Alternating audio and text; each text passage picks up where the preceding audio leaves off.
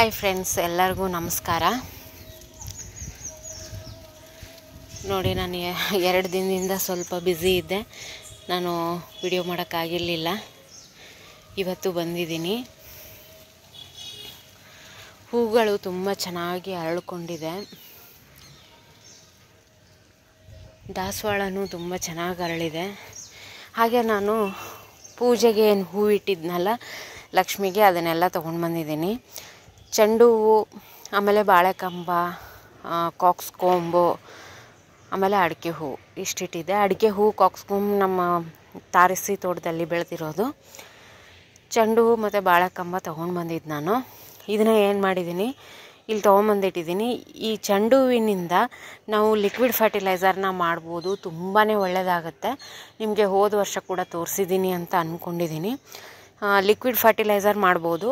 ಇಲ್ಲ ಅಂದರೆ ನೀವೇನು ಮಾಡಬೇಕು, ಇದನ್ನು ಕಿಚನ್ ವೇಸ್ಟ್ಗೆ ಹಾಕ್ಕೊಂಡು ನೀವು ಗೊಬ್ಬರ ಮಾಡ್ಕೊಳಕ್ಕೂ ಬರುತ್ತೆ. ಸಣ್ಣದಾಗಿ ಕಟ್ ಮಾಡಬೇಕು. ಇದನ್ನು ಕಟ್ ಮಾಡಿಬಿಟ್ಟು ನೀವು ಕಿಚನ್ ವೇಸ್ಟಲ್ಲಿ ಹಾಕಿದ್ರೆ ಒಂದು 6 ತಿಂಗಳಲ್ಲಿ ಇದು ಕೊಳೆತು ಗೊಬ್ಬರ ಆಗುತ್ತೆ.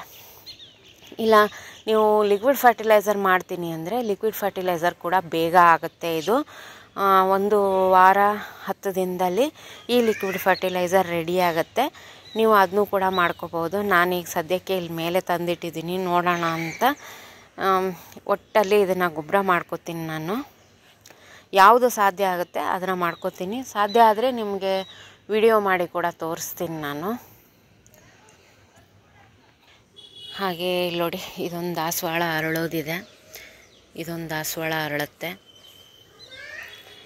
ಹಾಗೆ ಇಲ್ಲಿ ನೋಡಿ, ನಿನ್ನೆ 3 ದಾಸವಾಳ ಆಗಿತ್ತು ನೋಡಿ.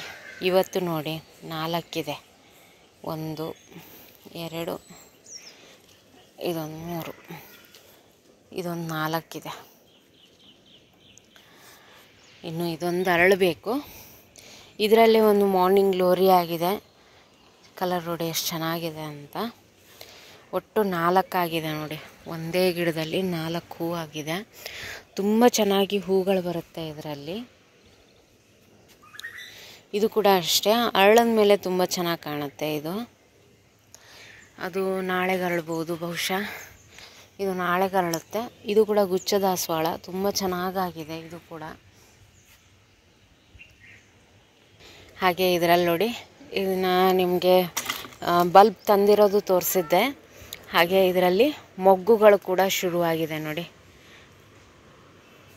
ಇದರಲ್ಲಿ ತುಂಬ ಚೆನ್ನಾಗಿ ಹೂವಾಗುತ್ತೆ ಫ್ರೆಂಡ್ಸ್. ಇದು ಮೊಗ್ಗು ಕೂಡ ಶುರುವಾಗಿದೆ. ಇದರದ್ದೊಂದು ಬಲ್ಬ್ಸಿಂದು ಅಪ್ಡೇಟ್ ಇದರಲ್ಲಿ. ಹಾಗೆ ನಿಂಬೆ ಗಿಡದಲ್ಲಿ ಮತ್ತೆ ನಿಂಬೆಕಾಯಿ ಶುರುವಾಗಿದೆ ನೋಡಿ. ಇಲ್ಲೂ ಶುರುವಾಗಿದೆ, ಇಲ್ಲೂ ಶುರುವಾಗಿದೆ. ಅಲ್ಲಲ್ಲಿ ಕಾಯಿಗಳು ಶುರುವಾಗಿದೆ. ಮೊನ್ನೆ ಒಂದು 5 ಕಾಯಿ ತೆಗ್ದಿದ್ದೀನಿ ನಾನು. ಪೂಜೆಗಿಟ್ಟಿದ್ದೆ, ಆವಾಗ ತೆಗ್ದಿದ್ದೆ. ಈಗ ಸದ್ಯಕ್ಕೆ ದೊಡ್ಡದು ಅಂತ ಯಾವುದೂ ಇಲ್ಲ. ಇದೊಂದಿದೆ. ಅದು ಇನ್ನೂ 1 ವಾರ ಬೇಕು ಹಣ್ಣಾಗಕ್ಕೆ, ದೊಡ್ಡದಾಗಕ್ಕೆ. ಹಾಗೆ ಇವತ್ತು ಮೋಡ ವಾತಾವರಣ ಇದೆ ಫ್ರೆಂಡ್ಸ್. ಇವತ್ತು ಮಳೆ ಬರೋ ಥರ. ನಿನ್ನೆ ಒಂಚೂರು ಮಳೆ ಆಗಿದೆ. ಇವತ್ತು ಸ್ವಲ್ಪ ಮೋಡ ಇದೆ. ಇನ್ನು ಮಳೆ ಆಗ್ಬೋದು ಅಂದ್ಕೊತೀನಿ. ಒಂದು 2-3 ದಿನ ಮಳೆ ವಾತಾವರಣ ಇದೆ.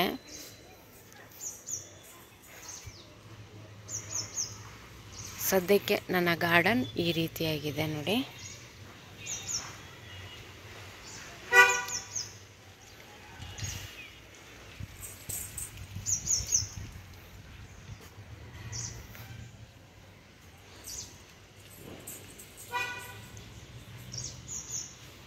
ಈ ವಿಡಿಯೋ ಇಷ್ಟ ಆಗಿದ್ದರೆ ಒಂದು ಲೈಕ್ ಮಾಡಿ ಫ್ರೆಂಡ್ಸ್. ಇನ್ನೂ ತನಕ ನನ್ನ ಚಾನಲ್ ಸಬ್ಸ್ಕ್ರೈಬ್ ಮಾಡಿಲ್ಲ ಅಂದರೆ ಸಬ್ಸ್ಕ್ರೈಬ್ ಮಾಡಿಕೊಂಡು ವಿಡಿಯೋಗಳನ್ನು ನೋಡಿ. Thank you.